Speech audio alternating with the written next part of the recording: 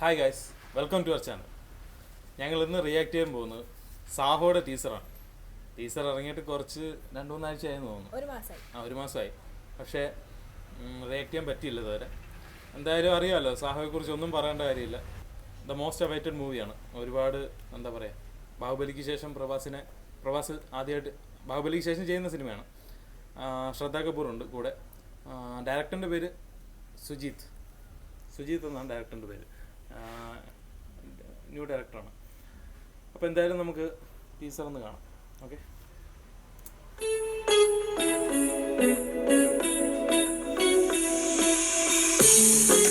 బాధైనా happiness అయినా నాతో share చేసుకోవడానికి ఎవరూ లేరు. నేనున్నాను.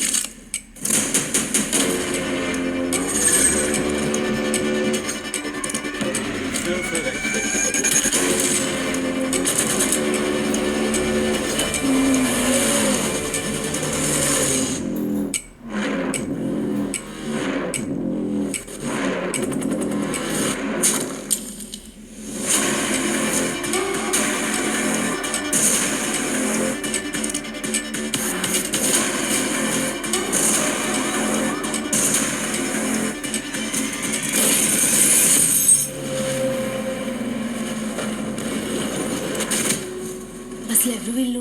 ఫ్యాన్స్. ఎంత వైలెంట్ గా ఉన్నారు. Die hard fans.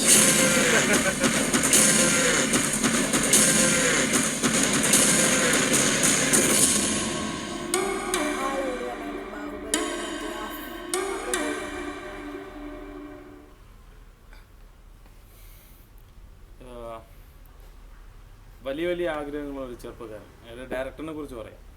അപ്പം അതിന് അദ്ദേഹത്തിൻ്റെ സിനിമയ്ക്ക് പറ്റിയൊരു നായകനെയും അദ്ദേഹത്തിൻ്റെ സിനിമ എങ്ങനെ ചെയ്യാൻ പറ്റും എന്നാലോചിച്ചിരുന്നപ്പോഴാണ് ബാഹുബലി വന്നെന്ന് തോന്നുന്നു. അത്രയ്ക്ക് റിച്ചായിട്ടാണ് പുള്ളി ഈ സിനിമ എടുത്ത് വെച്ചിരിക്കുന്നത്. അതായത് എന്താ പറയുക, വിഷ്വലായാലും ഷോർട്സ് ആയാലും ഒരു രക്ഷയില്ല. ആക്ഷൻ ഒരു രക്ഷയില്ല. അത്രയ്ക്ക് റിച്ചായിട്ട് നല്ല ഡയറക്ഷനിൽ ഉള്ള ഷോർട്സും വിഷ്വൽസും ആയിട്ടാണ് എനിക്ക് തോന്നിയത്. അപ്പം അതിന് പുൾ ഓഫ് ചെയ്യാൻ ഒരു നായകൻ, അദ്ദേഹത്തിന് ചിലപ്പോൾ ഇത് പുള്ളിയെക്കുറിച്ചൊന്നും അറിയില്ല, ഡയറക്ടറിനെ കുറിച്ചൊന്നും അറിഞ്ഞില്ല. എന്തായാലും പ്രഭാസിന് ഇപ്പോൾ ബാഹുബലി തന്നൊരു മൈലേജ് ഉണ്ട്. ആ മൈലേജിന് യൂസ് ചെയ്യുന്ന ഒരു മൂവിയാണ്. എല്ലാ ലാംഗ്വേജിലും റിസപ്ഷൻ ഉണ്ട് പ്രഭാസിന്. ഇപ്പോൾ നല്ല മാർക്കറ്റും ഉണ്ട്. അതുകൊണ്ട് ക്രെഡിറ്റ്സ് എല്ലാം രാജമൗലിയുടെയാണ്.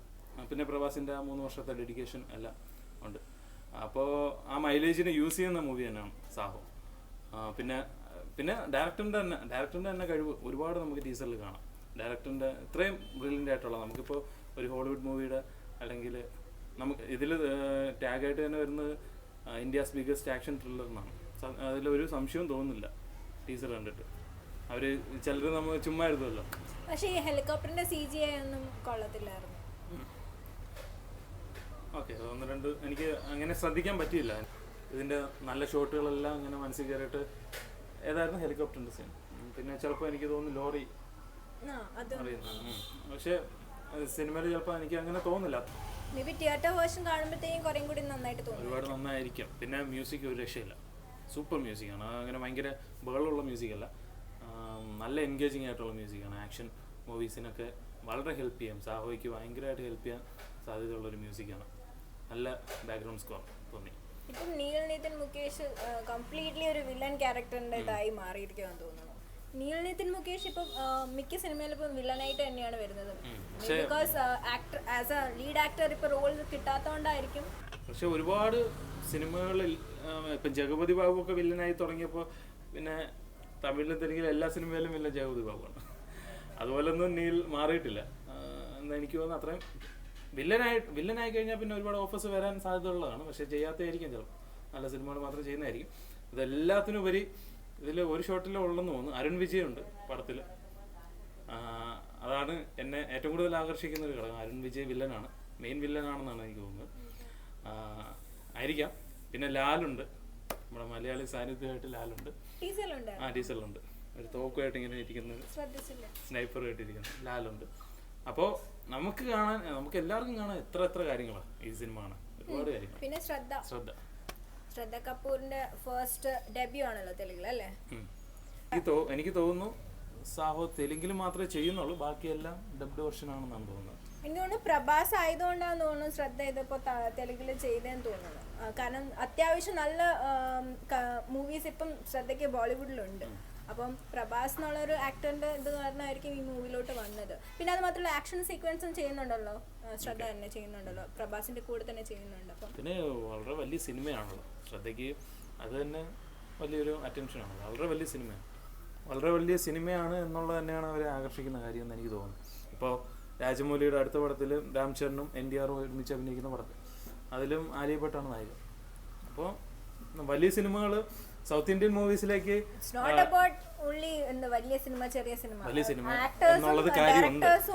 അതും ഉണ്ടല്ലോ. എനിക്ക് അങ്ങനെ തോന്നുന്നു. പ്രഭാസിന് പേര് കേട്ടിട്ട് വരുന്ന നടിമാർ അല്ലെങ്കിൽ നടന്മാരില്ല എന്നാണ്. അപ്പോ എനിക്ക് സിനിമയുടെ വലുപ്പത്തെക്കുറിച്ച് ചിന്തിക്കാനാണ്, എനിക്ക് അങ്ങനെയാണ് തോന്നുന്നത്. സിനിമ എനിക്ക് തോന്നുന്നില്ല ആക്ടർ ഇത് ആളാണ് അല്ലെങ്കിൽ ഡയറക്ടർ ഇത് ആളാണെന്ന് നോക്കിയിട്ട് മൂവി ചെയ്യുന്ന ആൾക്കാർ ന്യൂകമറാണല്ലോ.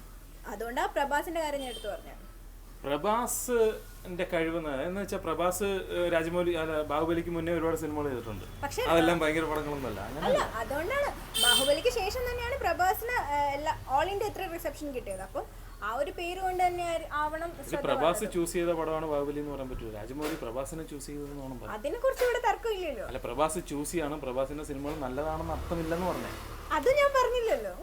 പ്രഭാസിനെ കണ്ടുകൊണ്ട് ശ്രദ്ധ വരുന്നു എന്ന് പറഞ്ഞാൽ കാരണം ആ റിസപ്ഷൻ എന്താ നമ്മുടെ ബാഹുബലിയിൽ നിന്ന് കിട്ടിയതുകൊണ്ടാണ്. ഈ സാഹോ ഒരു ചെറിയ പടമാണെങ്കിൽ ആ റിസപ്ഷൻ കിട്ടില്ല. ഇല്ല, എന്നാലും പ്രഭാസ് ഉണ്ടെന്നും പറഞ്ഞുണ്ട്. അല്ല, പ്രഭാസ് ഉണ്ടെന്ന് പറഞ്ഞിട്ട് വേണമെങ്കിൽ റാണയും ചെയ്തു ചെറിയ പടങ്ങൾ, ഒന്നും കിട്ടിയില്ല. ശ്രദ്ധയുടെ കാര്യം വേറെ എന്തെങ്കിലും ഉണ്ടോ പറയാം? ഓക്കെ, അപ്പോൾ എനിക്ക് ആ സിനിമയുടെ അത്രയും വലിയ സിനിമയാണ് എന്ന് ചിന്തിക്കുന്നതാണ് എനിക്ക് കൂടുതൽ കംഫർട്ടബിൾ. കാര്യം എനിക്ക് അങ്ങനെയാണ് തോന്നിയത്. ഇപ്പോൾ റാണയുടെ കാര്യം തന്നെ എക്സാമ്പിളായിട്ട് പറയാം. റാണയ്ക്ക് കിട്ടുന്നതിനേക്കാളും ബാഹുബലിയിൽ നിന്ന് കൂടുതൽ ബെനിഫിറ്റ് ഒന്നും പ്രഭാസിന് കിട്ടിയിട്ടില്ല. ഹീറോ ആണ്, ടൈറ്റിൽ റോളാണ് എന്നേ ഉള്ളൂ. റാണ എന്നിട്ട് ചെറിയ സിനിമകളാണ് പിന്നീട് ചെയ്തത്. അത് നല്ലതല്ലാത്തതുകൊണ്ട് തന്നെ മോശമായി.